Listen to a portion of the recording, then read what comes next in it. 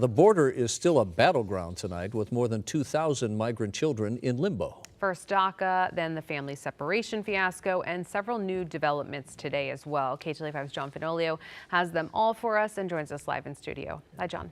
Well, Court and Rick, some children are being reunited this weekend, but it's still unclear how and when most of these migrant families will be back together.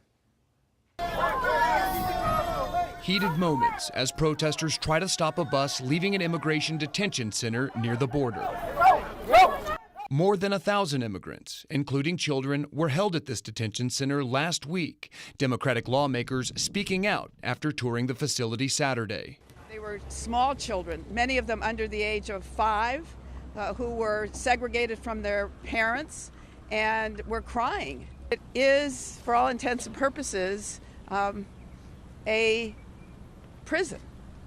They're cages. Under the Trump administration's zero-tolerance policy, more than 2,300 children have been separated from their families in recent months. This 7-year-old boy from Guatemala cries in his mother's arms in a Baltimore airport after being separated for weeks. You can screw me.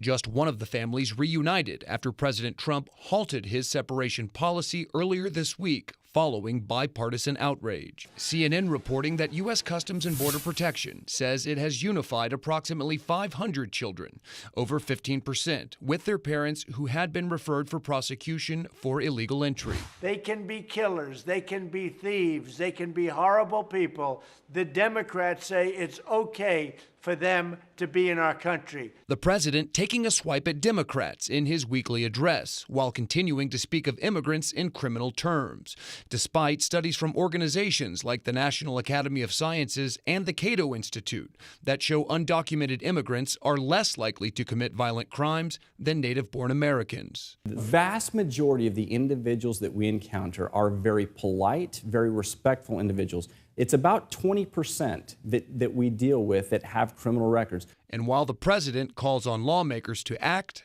Congress and Congress alone can solve the problem. he continues to send mixed messages, such as with this tweet on Friday, where he said in part, Congress should quit wasting their time on immigration.